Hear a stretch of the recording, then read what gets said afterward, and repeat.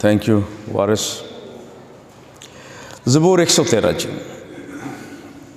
خداوند کی حمد کرو، اے خداوند کے بندو حمد کرو، خداوند کے نام کی حمد کرو اب سے ابد تک۔ خداوند کا نام مبارک ہو، آفتاب کے طلوع سے غروب تک خداوند کے نام کی حمد ہو۔ خداوند سب قوموں پر بلند و بالا ہے، اس کا جلال آسمان سے برتر ہے۔ خداوند ہمارے خدا کی مانند کون ہے،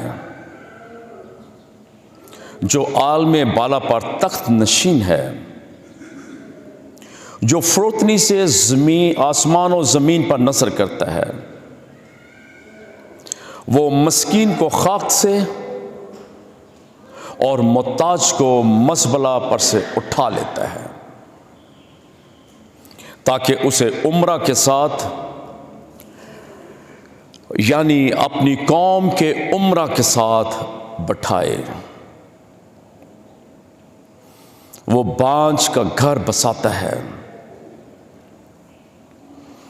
وہ اسے بچوں والی بنا کر دل شاد کرتا ہے۔ خداوند کی حمد کرو۔ خداوند کے مقدس کلام کے پڑھے جانے پر اس کی برکت ہو، آمین۔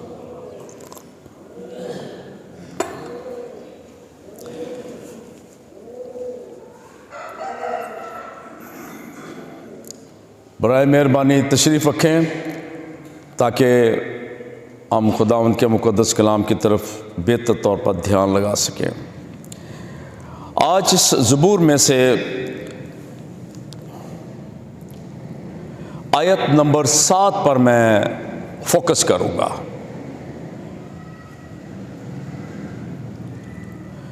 جن کے پاس کلام مقدس ہے ان سے درخواست ہے کہ وہ ضرور کھولے رکھیں، اور جن کے پاس نہیں ہے وہ توجہ سے سنیں۔ وہ مسکین کو خاک سے اور محتاج کو مزبلہ پر سے اٹھا لیتا ہے، تاکہ اسے عمرہ کے ساتھ یعنی اپنی قوم کے عمرہ کے ساتھ بٹھائے۔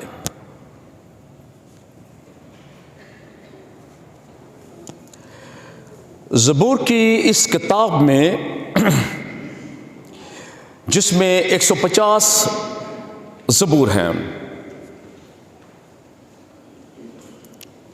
مختلف حصوں میں یہ پوری کتاب تقسیم کی گئی ہے، اور ان حصوں میں سے بھی کچھ حصوں کو مخصوص نام دیے گئے ہیں۔ مثال کے طور پہ جو زبور 113 ہے اس سے لے کر زبور 118 تک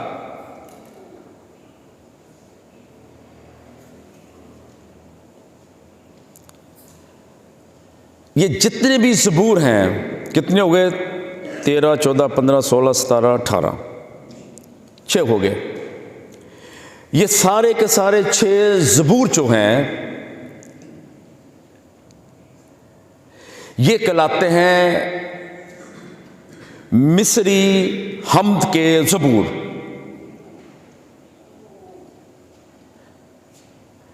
انگلش میں اس کے لیے جو لفظ ہے وہ ہے ایجپشن ہیلل۔ ہیلل سے مراد حمد، حمد سے مراد وہ زبور جس میں مصر کو سامنے رکھتے ہوئے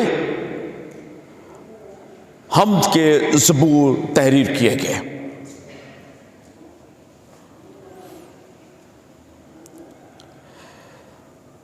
زبور نمبر 113 اور زبور نمبر 114 بڑی اہمیت کے حامل ہیں، اور اتفاق کی بات ہے کہ آج کی یہ عبادت شاعر بانی کی عبادت ہے۔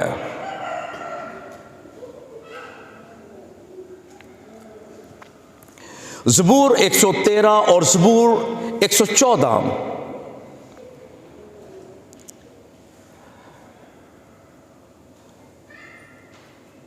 خداوند یسوع مسیح کے زمانہ میں بھی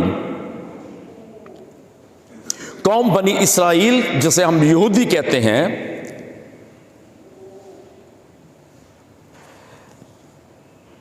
تمام عیدوں پر اور بالخصوص عید فصح پر جب وہ فصح مناتے تھے،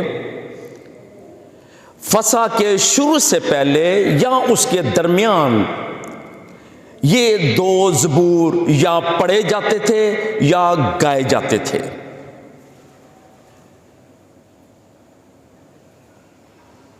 اور جب فصح کی رسم ختم ہو جاتی تھی تو جو باقی زبور ہیں 115، 16، 17، 18، یہ باقی زبور اس کے بعد گائے جاتے تھے. خداوند یسوع مسیح نے جب آخری فصح اپنے شاگردوں کے ساتھ منائی تو متی کی انجیل کے مطابق لکھا ہوا ہے کہ جیسے وہ ختم ہوئی وہ گیت گا کر وہاں سے روانہ ہو گئے.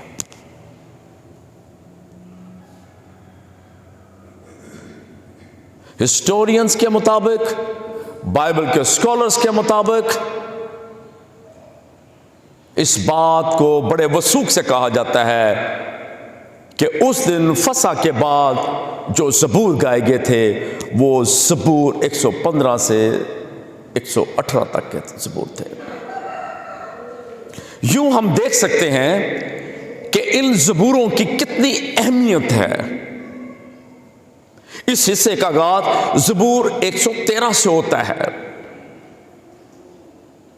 فصح جو آج ہمارے لیے اشعار بانی ہے، اشعار بانی سے پہلے یا اس وقت فصح سے پہلے انہوں نے زبور 113 گایا تھا یا پڑھا تھا.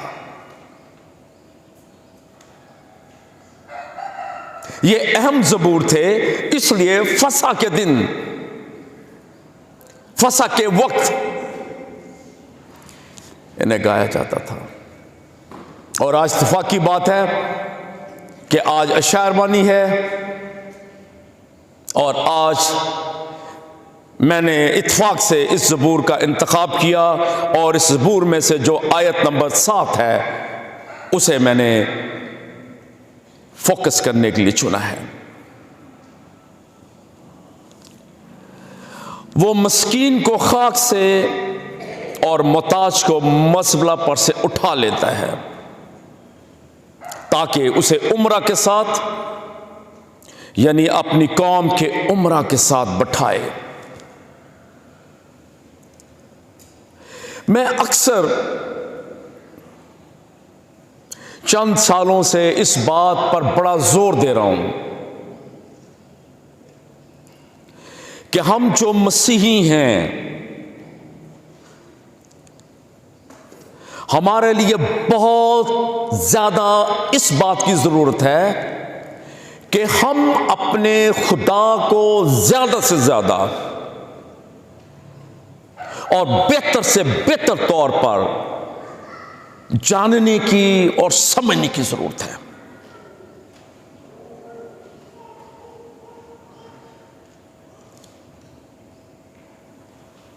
مشکل اس بات کی نظر آتی ہے کہ ہم چند باتوں پر بہت فوکس کرتے ہیں. یہ اچھی بات ہے کہ خدا پر ہمارا ایمان ہے کہ وہ خدا ہے، خالق ہے، مالک ہے، وغیرہ وغیرہ،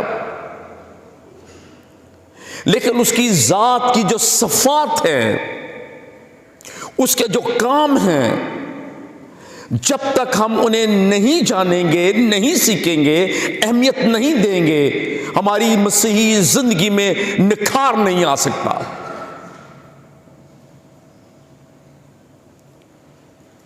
چرچ آنا اچھی بات ہے، اشعار بانی میں شامل ہونا اچھی بات ہے، باقی کام کرنا اچھی بات ہے، لیکن ان سب سے بڑھ کر اچھی بات یہ ہے کہ ہم اپنے خدا کو زیادہ سے زیادہ جاننے کی کوشش کریں، اور جتنا زیادہ اور اچھا ہم جانیں گے اتنا زیادہ مضبوط ہمارا تعلق ہوگا،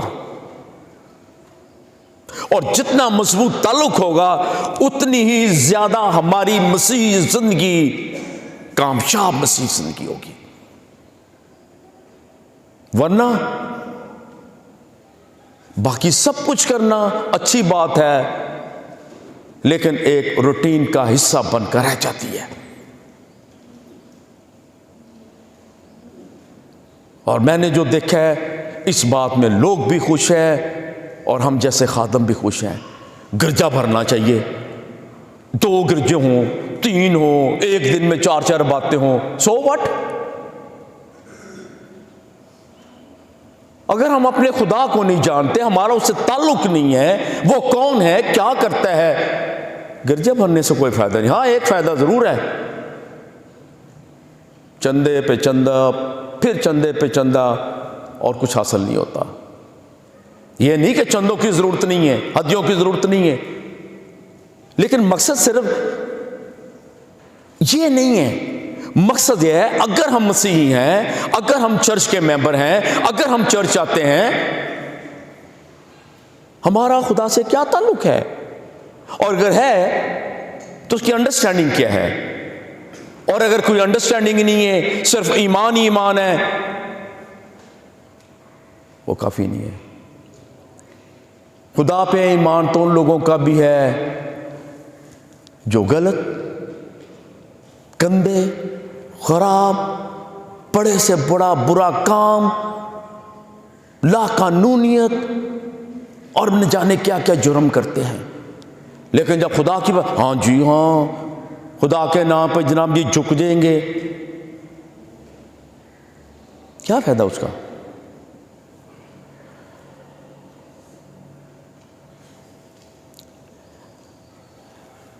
آج میں آپ کے سامنے خدا کی ذات کا وہ پہلو پیش کرنا چاہتا ہوں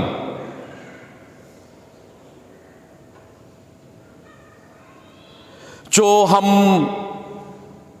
نظر انداز کرتے رہے ہیں۔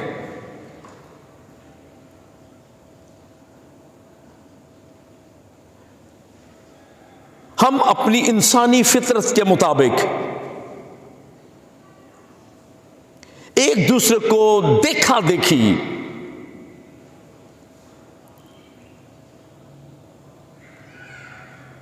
خدا سے بڑی مخصوص اور محدود ایکسپیکٹیشنز رکھتے ہیں۔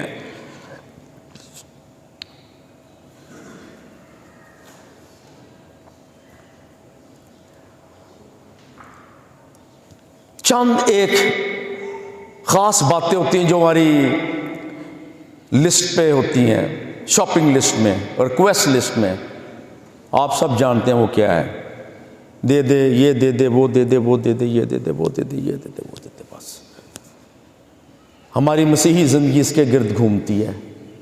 ہم اس دائرے یا سرکل میں سے باہر نکلتے ہی نہیں ہیں، نہ نکلنا چاہتے ہیں۔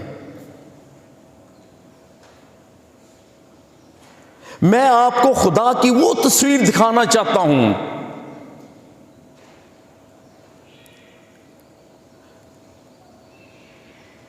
جو اتنی بڑی حقیقت کو آشکارا کرتی ہے،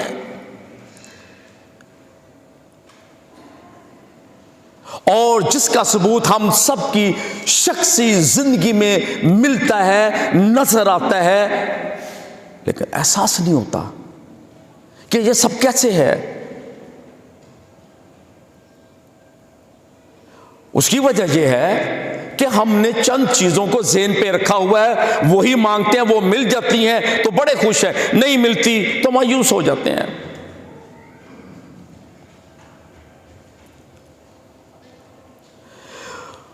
خدا کا بندہ خدا کے بارے میں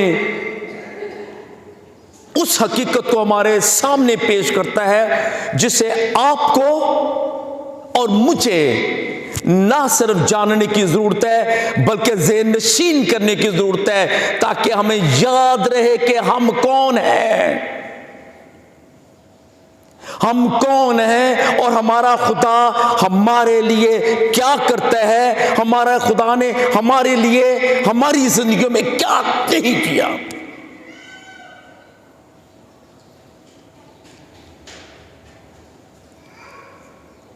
اور بسا اوقات تو یہ ہوتا ہے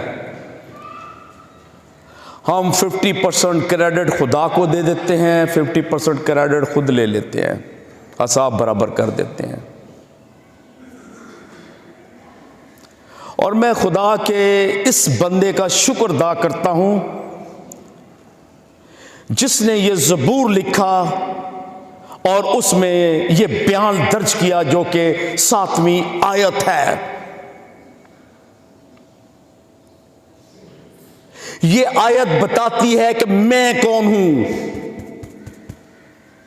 میں آپ کے بارے میں بات نہیں کروں گا،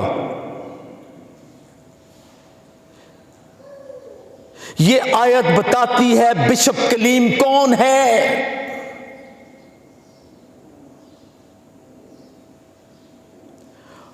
اور جب میں سوچتا ہوں میرا ایمان اتنا مضبوط ہو جاتا ہے، مجھے اتنی خوشی ملتی ہے، مجھے اتنی تسکین ملتی ہے، مجھے اتنا اطمینان ملتا ہے کہ مجھے کسی چیز کی فکر نہیں ہوتی۔ اور میں سمجھتا ہوں شاید یہ آیت زبور نویس نے میرے لیے لکھی تھی، کسی کے لیے نہیں لکھی۔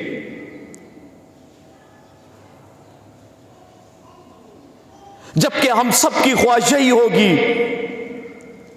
کیا خواہش ہوتی ہے؟ ہوا میں اڑنے کی۔ اور وہ کیا ہے؟ اسے عمرہ کے ساتھ، یعنی اپنی قوم کے عمرہ کے ساتھ بٹھائے، پرنس بنا کر پرنسس کے ساتھ بٹھا دے اور رائلٹی بنا دے۔ اور سب کی یہی خواہش ہے۔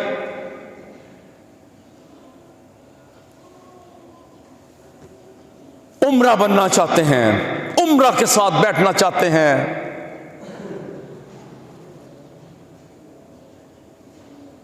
یہ زبور نویس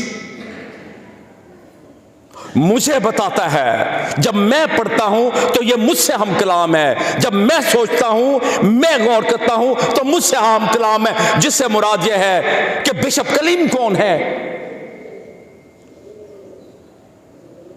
اور اگر آپ چاہتے ہیں کہ آپ جانیں کہ بشپ کلیم کی حیثیت کیا ہے، اوقات کیا ہے، تو سنیے۔ اور اگر ہمت ہو تو اپنے ساتھ اسی زبور کو اور اسی آیت کو ریلیٹ کرنے کی کوشش کرنا۔ سنیے 7ویں آیت ایک بار پھر۔ وہ مسکین کو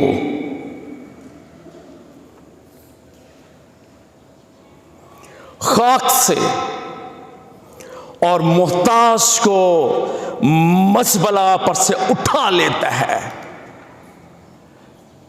جس کو وہ عمرہ بناتا ہے اس کا بیک گراؤنڈ یہ ہے، اس کی حیثیت یہ ہے، اس کی حقیقت میں اوقات یہ ہے کہ وہ شخص خاک پہ تھا، وہاں سے اٹھایا، مزبلہ پر سے تھا، وہاں سے اٹھایا، اور پھر اٹھانے کے بعد اسے عمرہ بنایا، یعنی کہ کچھ بنایا۔ خاک تو ہم سب سمجھتے ہیں خاک کیا ہوتی ہے، گرد، مٹی وغیرہ وغیرہ۔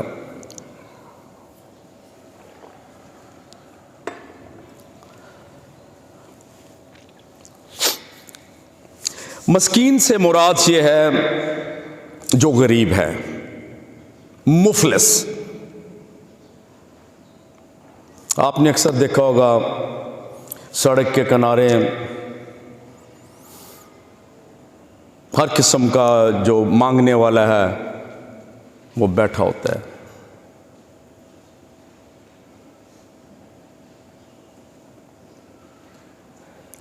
وہ مسکین خاک پہ بیٹھا ہوا ہے، وہ غریب ہے، مفلس ہے، سر چھپانے کے لیے چھت نہیں، 2 وقت کا کھانا نہیں، کوئی عزت نہیں، کوئی وقار نہیں، کوئی دیکھتا بھی نہیں، کوئی سکہ پھینک دیا، کسی نے کوئی نوٹ دے دیا نہیں تو مانگ کے کھانا ہے، مسکین ہے، غریب مفلس، کچھ نہیں ہے، وہ کوئی حیثیت نہیں ہے، کوئی وقت نہیں ہے، کوئی اوقات نہیں ہے۔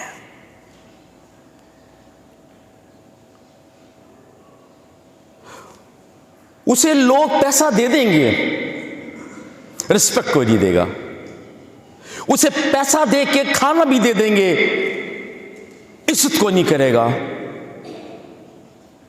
اسے پیسہ دے دیں گے، کھانا دے دیں گے، شاید لباس بھی دے دیں گے، محبت کوئی نہیں کرے گا۔ اور شاید نہ آپ کر سکتے ہیں نہ میں کرتا ہوں، میں بھی بڑا غریبوں کو پیسے دیتا ہوں، لیکن شاید یہ تینوں کام میں نہیں کر پاتا، شاید نہ کر سکوں، لیکن ایک ایسی ہستی ہے جو ہم تمام انسانوں سے بالا تر ہے، اور یہ کام صرف وہی کرتا ہے اور وہی کر سکتا ہے، اور اس کا نام خدا ہے، ہمارا خداوند، جس کے بارے میں زبور نویس کہتا ہے وہ مسکین کو خاک سے اٹھاتا ہے، گلے لگاتا ہے، اس کو عمرہ میں شامل کر دیتا ہے۔ عمرہ میں وہ شامل ہوگا جو عمرہ ہوں گے، غریب فقیر عمرہ کے ساتھ نہیں بیٹھ سکتا ہے، عمرہ کے ساتھ وہی بیٹھے گا جو عمرہ بن جائے گا، جسے خدا اٹھاتا ہے، گلے لگاتا ہے، وہ عمرہ بن جاتا ہے، اور اس کی حیثیت بدل جاتی ہے، اور وہ پھر عمرہ کے ساتھ بیٹھتا ہے۔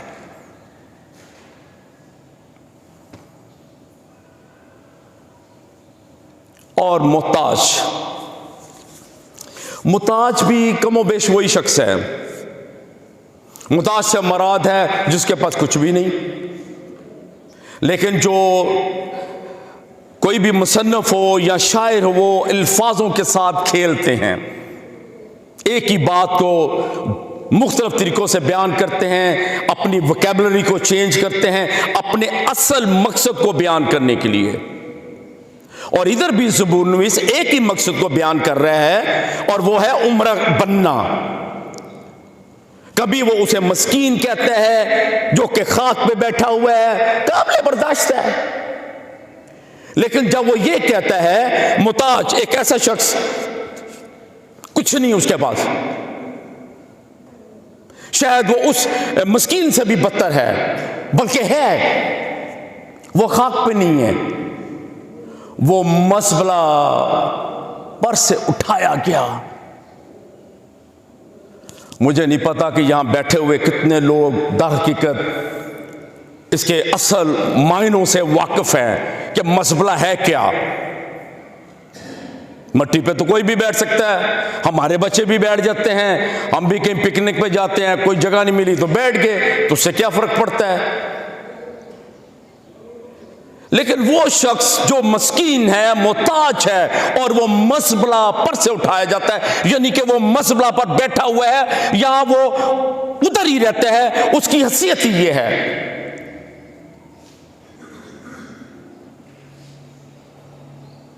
مزبلہ،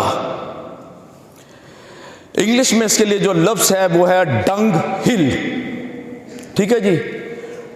جو بھینس کا گوبر ہوتا ہے اسے ڈنگ کہتے ہیں، اور جو پاتھیاں ہوتی ہیں نا، موٹی موٹی سی، جو گاؤں میں رہتے ہیں یا گئے ہوں انہیں پتہ پاتھی ہوتی کیا ہے، اسے کہتے ہیں ڈنگ کیکس۔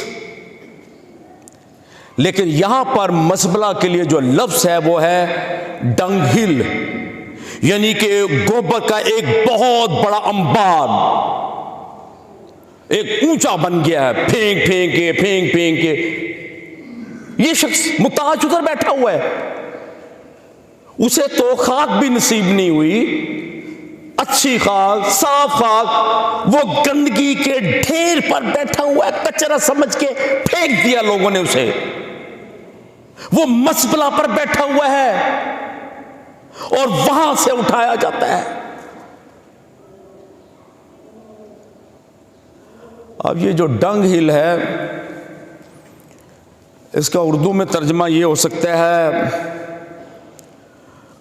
کوڑے کا ڈھیر. اور یہ اکثر آپ دیکھ سکتے ہیں، خاص طور پہ آج کل کے تو گاؤں نہیں رہے، گاؤں کے اندر اس جگہ کو کہتے تھے روڑی.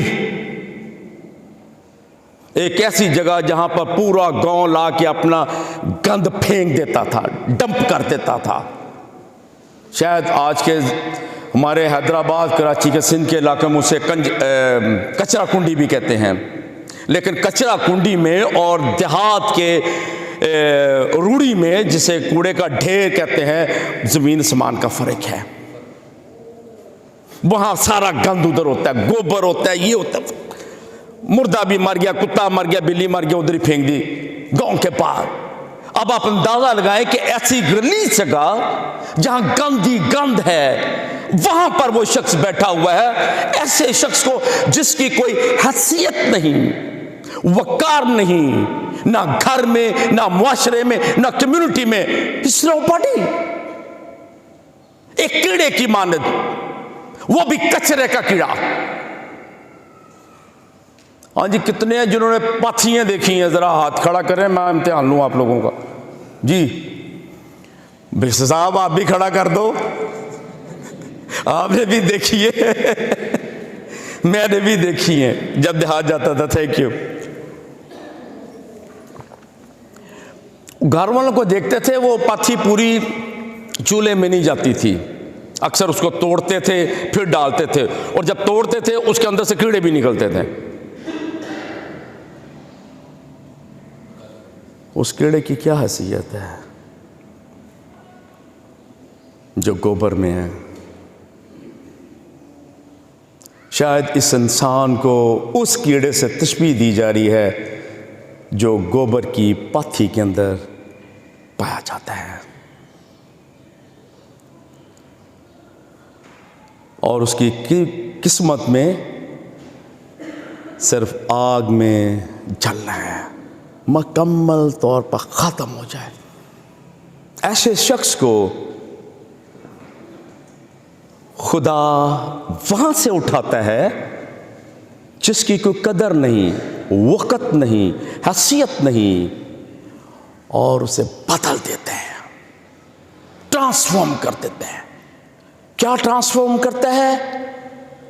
ایک نام دیتا ہے، ایک حیثیت دیتا ہے، اپنی برکات سے مالا مال کرتا ہے، اور عمرہ کے ساتھ بٹھا دیتا ہے. عمرہ سے مراد ہے میکسیمم رسپیکٹ اسی دنیا میں.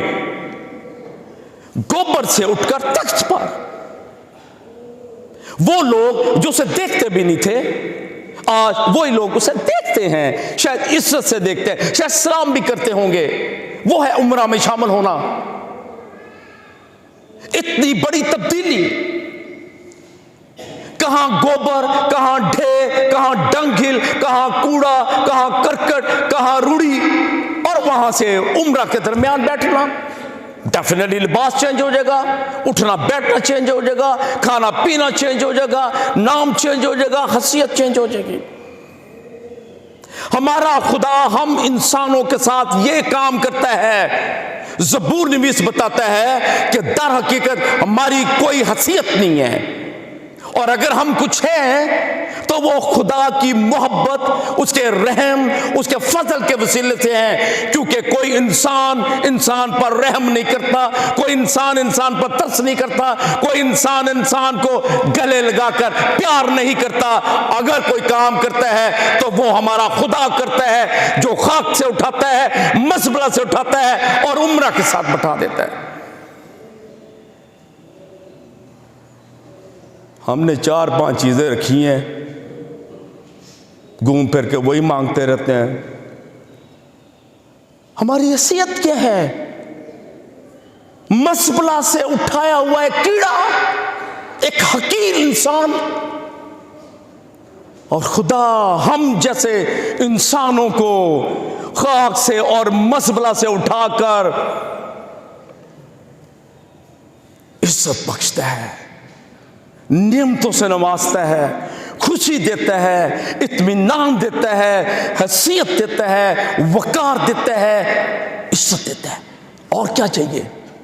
صرف موٹر سائیکل، ایک کار، اتنے گز کا پلاٹ، پھر فلیٹ، پھر یہ وہ.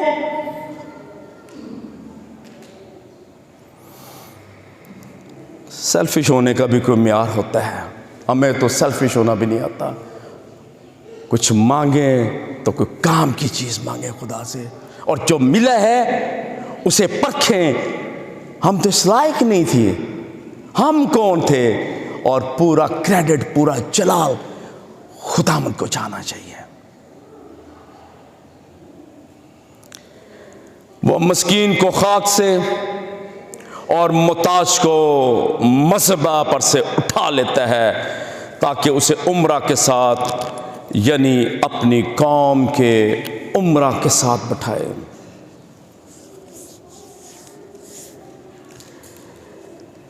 ایسا کیسے ہو سکتا ہے؟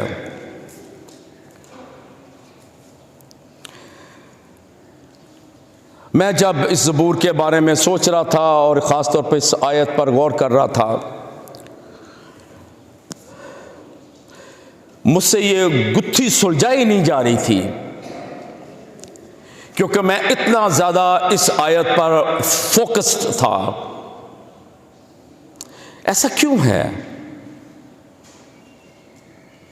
دوسرے لوگ بھی تو دیکھتے ہوں گے، جیسے ہم آج کل کرتے ہیں. روڈ پہ اگر کوئی بیمار پڑا ہے، زخمی پڑا ہے، بزرگ ہے، غریب ہے، گاڑی لے کے چلے گئے، پیدل چلے گئے، کچھ بھی ہے. اور کئی تو بڑے عجیب طریقے سے رویہ دکھاتے ہیں. اگر کسی کی مدد نہیں کرنی تو نہ کریں. لوگ دھتکارتے بھی ہیں. کس کو؟ ایک محتاج کو، ایک غریب کو، ایک مفلس کو، ایک مسکین کو. دھتکارنے والوں کے سامنے آج میں اس آیت کو رکھنا چاہتا ہوں جو زبور نویس نے شیشے کے طور پر کم از کم مجھے دکھائی ہے. بشپ کلیم، تیری حیثیت یہ ہے، مزبلہ سے اٹھایا ہوا کیڑا.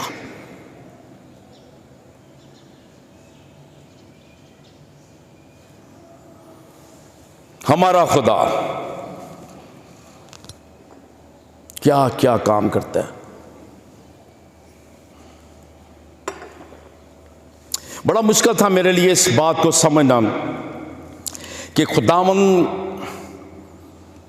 جانتے ہیں کہ خداوند رحیم ہے، رحیم و کریم ہے، شفقت میں غنی ہے، وفاداری پشت در پشت ہے. سب باتیں ہم جانتے ہیں، میں بھی اور آپ بھی. لیکن میری سمجھ میں یہ بات فٹ نہیں ہو رہی تھی کہ یہ کیسا ہو رہا ہے اور ادھر ایسا کیوں ہو رہا ہے. کیونکہ ایسا کوئی کر نہیں سکتا، اور اگر خدا بھی کرتا ہے تو کیسے ممکن ہوا ہے اور کس طریقے سے ممکن ہوا ہے. اس زبور کا یہ کمال ہے کہ پہلے اس نے بتایا ہے تعریف کرو، پھر اس نے بتایا کہ خدا کی حیثیت کیا ہے، اور پھر بتایا کہ وہ خدا کرتا کیا ہے. یہ جو 7ویں آیت ہے یہ خدا کے ان کاموں کا جن کا بیان اس زبور میں ہے، اس کا یہ اینڈ رزلٹ ہے. جس سے مراد یہ ہے خدا جو کرتا ہے اس کا نتیجہ اور اینڈ رزلٹ کیا ہے، وہ 7ویں آیت ہے. لیکن یہ خدا کرتا کیسے ہے اور کیوں کرتا ہے؟ میرے ساتھ دیکھیے 5ویں آیت غور سے.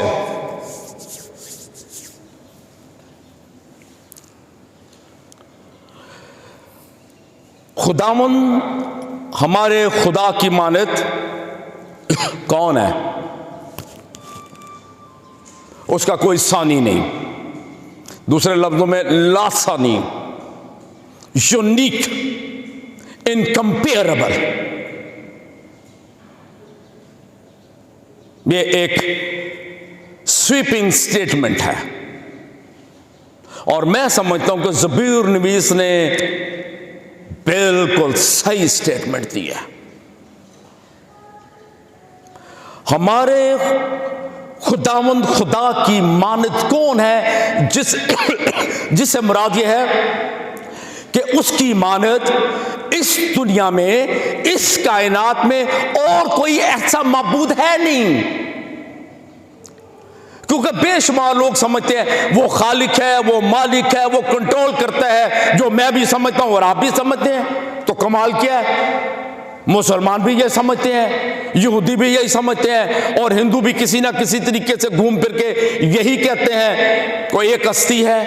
تو کمال کیا ہوا؟ ان کے نظریہ خدا اور ہمارے نظریہ خدا میں اگر کوئی فرق نہیں ہے تو ہماری انڈرسٹینڈنگ کا کوئی فائدہ نہیں ہے.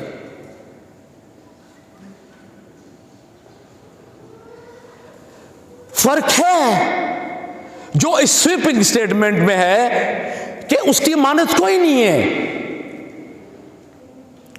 یعنی جو ہماری اس کے بارے میں انڈرسٹینڈنگ ہے، جو اس نے ہمیں اپنے آپ کو ریویل کر کے دکھایا ہے کہ میری ذات یہ ہے اور میں یہ کام کرتا ہوں، دوسرے لوگوں کے ایمان کے مطابق، دوسروں کے عقیدے کے مطابق، دوسروں کے مذہب کے مطابق خدا کی تعریف فرق ہے. ہماری کلام مقدس کے مطابق ہمارے خدا کی تعریف فرق ہے. اور زبور نویس یہ کہتا ہے اس کی مانند کوئی نہیں ہے، اور میں بھی زبور نویس کا ساتھ مل کر یہی کہتا ہوں اور یہی کہوں گا، میرے خدا کی مانند اس دنیا میں، اس کائنات میں کوئی خدا نہیں ہے. کیوں؟ اس لیے سنیے، جو عالم بالا پر تخت نشین ہے، which means almighty, all powerful، میرا خدا کیا کرتا ہے؟ جب وہ کسی خاک سے، ملبہ سے اٹھا کر کسی کو عمرہ میں بٹھاتا ہے، عزت دیتا ہے، وقار دیتا ہے، تو در حقیقت وہ کیسے کرتا ہے؟ جو فروتنی سے، اس کے نیچے نا انگلی رکھ کے دیکھنا میرے ساتھ، دوبارہ سنیے، جس خدا کی زبور نویس نے تعریف کی ہے، خداوند خدا، جو کی جگہ لکھ لیں، بولے خداوند خدا فروتنی سے آسمان و زمین پر نظر کرتا ہے، جس سے مراد ہے پوری کائنات، اور وہ جو ہمیں نظر بھی نہیں آتی، جو کچھ اس کائنات میں ہے اس پر نظر کرتا ہے، یعنی کہ دیکھتا ہے، کنسیڈر کرتا ہے، خیال کرتا ہے، رحم کرتا ہے، ترس کھاتا ہے. کیسے؟ جہاں میں نے انگلی رکھوائی تھی وہیں پر دوبارہ پہنچے. کوئی بولے آپ میں سے؟ جی، فروتنی سے. کیا ضرورت ہے؟ وہ دیکھے تو کام ہو جاتا ہے، وہ بولے تو کام ہو جاتا ہے. جو کہ پیدائش کی کتاب میں ملتا، اس نے کہا چیزیں بن گئی. اسے تو کہنے کی بھی ضرورت نہیں ہے، اگر وہ دیکھے تو سب کچھ ہو سکتا ہے.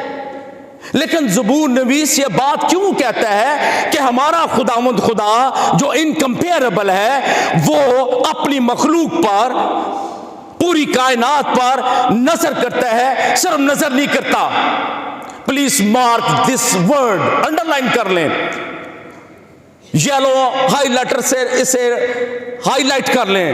فروتنی سے، جو آسمان پر تخت نشین ہے، جو خداوندوں کا خداوند ہے، جو آسمان و زمین اور پوری کائنات کا خالق و مالک ہے، وہ ہم جیسے انسانوں کو، اور بالخصوص اس انسان کو جو خاک پہ بیٹھا ہے یا مزبلہ پر بیٹھا ہے، اس کو دیکھتا ہے تو صرف دیکھتا نہیں ہے بلکہ فروتنی سے دیکھتا ہے.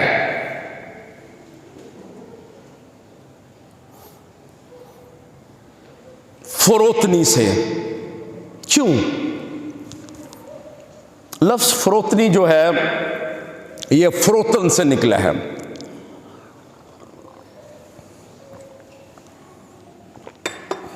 فارسی کا لفظ ہے. فرو کا مطلب ہوتا ہے، دو لفظوں کا مجموعہ ہے. बेंड होना, नीचे होना, ठीक है। और तन का मतलब है जिस्म, तो इसका मतलब ये निकला, अगर हम अपने जिस्म को ऐसे झुकाते हैं तो ये फरोतन होना है।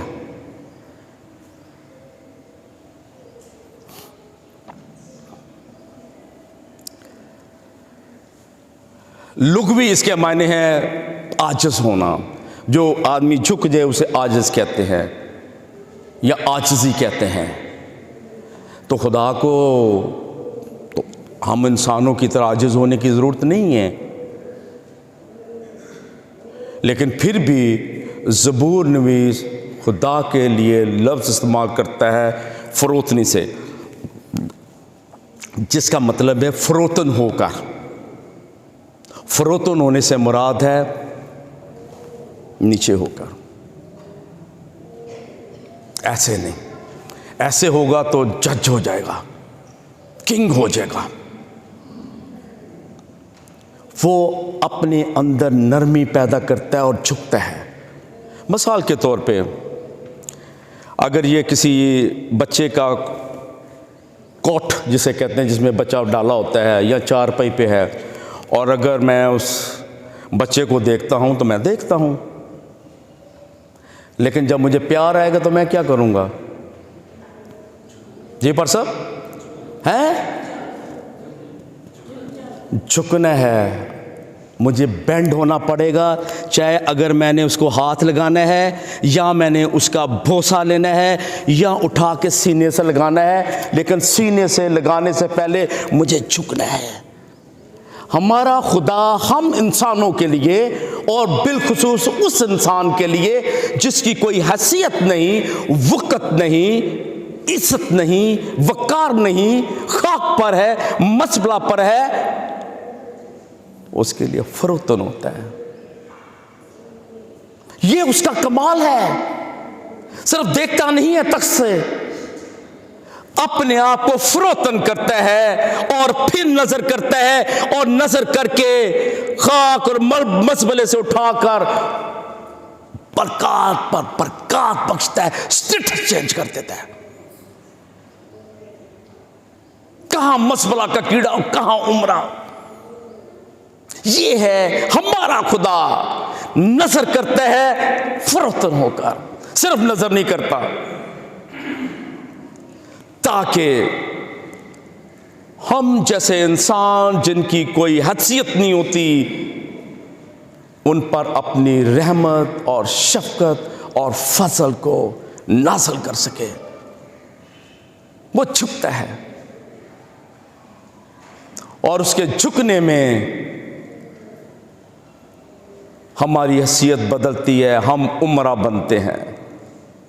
अगर वो ना झुके, फरोतनी से ना देखे, देखना तो गुस्से से भी होता है, ऐसे करके सवालिया निशान से भी देखना होता है। वो देखता है लेकिन फरोतन होकर। मेरे और आपके ऊपर वो फरोतनी से नजर करता है, कल भी, आज भी और आगे भी। ये उसका कमाल है, ये उसकी मोहब्बत और शफकत है, जो दूसरों के खुदाओं में नजर नहीं आती। मेरा और आपका खुदा फरोतन हो जाता है।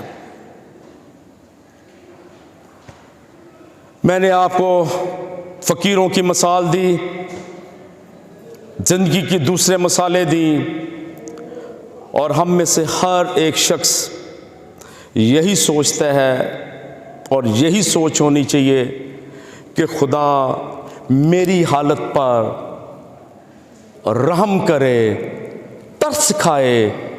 वो खाएगा और ज़रूर खाता है, लेकिन जब वो ये काम करता है तो फरोतनी से नजर करता है। इसे याद रखें, बादशाहों का बादशाह, तख्त नशीन फरोतनी से नजर करता है। हम इंसान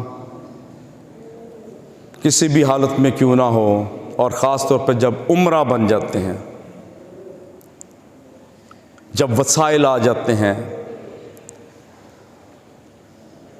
چاہے وہ تمام نعمتیں جو ہمیں مل جاتی ہیں،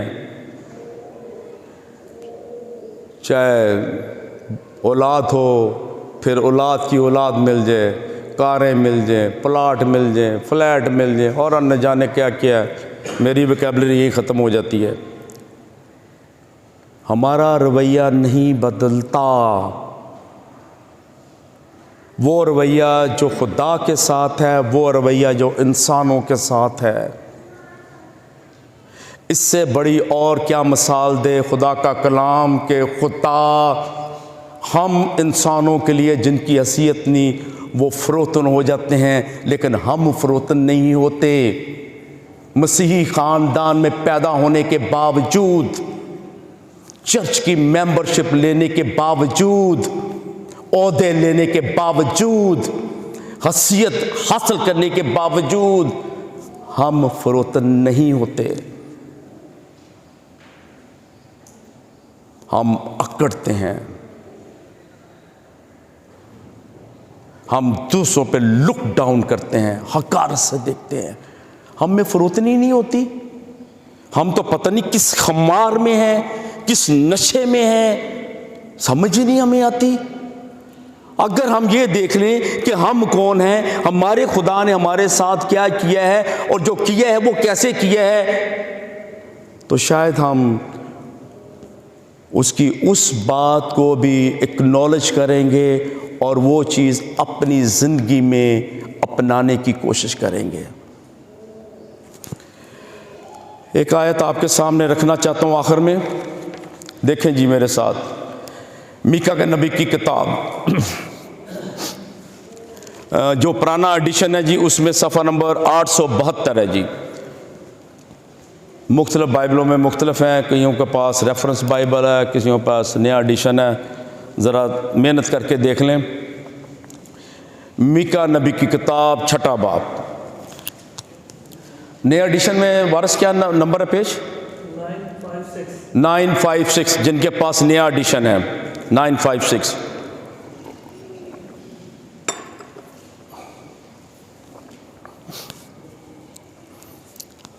آٹھویں آیت میں پڑھوں گا آپ کے سامنے، سنیے۔ اے انسان، اب یہ انسان تو بڑی ویک سی اسٹیٹمنٹ ہے، سارے انسان ہیں، جو آج ادھر بیٹھے ہیں وہ بھی انسان ہیں، جو گیٹ پہ ہیں وہ بھی ہیں، جو روڈ پہ ہیں وہ بھی ہیں، اور جو کرسچن نہیں ہیں وہ بھی انسان ہیں، اور جو گھروں میں بیٹھے اس وقت ٹی وی دیکھ رہے ہیں وہ بھی انسان ہیں، جو صفائیاں کر رہے ہیں وہ بھی انسان ہیں، لیکن شاید ہم فرق انسان ہیں کیونکہ ہم یہاں بیٹھے ہیں اور خدا کا کلام ہم سے ہم کلام ہے۔ اے انسان، اس نے تجھ پر نیکی ظاہر کر دی۔ کیا نیکی ظاہر کر دی؟ ہم کچھ نہیں تھے، کہاں لا کے بٹھا دیا یار۔ یہ جو بلڈنگیں ہیں نا، یہ گوروں کی بلڈنگیں ہیں، ادھر دیسی آ نہیں سکتا تھا، اندر آ گیا باہر بٹھا دیتے تھے۔ گورے کے چرچ میں گورا ہی ہوتا تھا۔ آج ہم مالک بن کے بیٹھے ہیں، تھوڑی حیثیت بدل گئی یار، مالک بن گئے، ممبر بن گئے، کمیٹیوں کے ممبر بنتے ہیں، سیکرٹری بنتے ہیں، ٹریجرر بنتے ہیں، یہیں سے پادری بنتے ہیں، یہیں سے بشپ بنتے ہیں، اور کیا چاہیے؟ اس نے تجھ پر نیکی ظاہر کر دی۔ ٹھیک ہے جی، جو 7ویں آیت میں نے پڑھی ہے، خداوند تجھ سے اس کے سوا کیا چاہتا ہے؟ اب نیکی کر دی، فروتنی سے نظر کی، خاک اور مذہب سے اٹھا کر عمرہ میں شامل کر دیا۔ تو انصاف کرے اور رحم دلی کو عزیز رکھے، اور آخری بات جو میں فوکس کرنا چاہ رہا ہوں، اور اپنے خدا کے حضور فروتنی سے چلے۔ وہ فروتنی سے دیکھ سکتا ہے، فروتن بن سکتا ہے۔ خدا کا بندہ خدا کے کلام کو ہمارے سامنے رکھتے ہوئے کہتا ہے یہ خدا کی خواہش ہے کہ ہم انسان جن پر وہ اپنی نیکی ظاہر کرتا ہے وہ بھی فروتنی سے چلیں اس کے ساتھ۔ ہم اپنے آپ کو فروتن نہیں کرتے، اور جو شخص خدا کے سامنے فروتنی سے نہیں چلتا وہ انسان کو کچھ نہیں سمجھتا، وہ تو ہاتھ بھی نہیں ملانا چاہتا، دیکھنا بھی نہیں چاہتا، پاس کھڑا نہیں ہونا چاہتا، ملنا نہیں چاہتا۔ فروتنی کہاں سے آئے گی؟ اور یہ ساری چیزیں نہ صرف اس چرچ میں، تمام چرچز میں ہوتی ہیں۔ اور جب تک ہم فروتن نہیں بنیں گے ہماری مسیحی زندگیاں کامیاب نہیں، یہ کھوکھلی ہیں۔ میں نہیں کہہ رہا، میکا خدا کے پیغام کو ہمارے تک پہنچا رہا ہے، جس کا ثبوت زبور نویس نے زبور 113 اس کی 7ویں آیت میں دیا کہ خدا نے ہم پر فروتنی سے نظر کی، ہم کیوں نہیں فروتن ہو سکتے؟ خداوند آج کے اس کلام کے وسیلے سے مجھے اور آپ سب کو بڑی برکت بخشے، آمین۔ ہم دعا کریں۔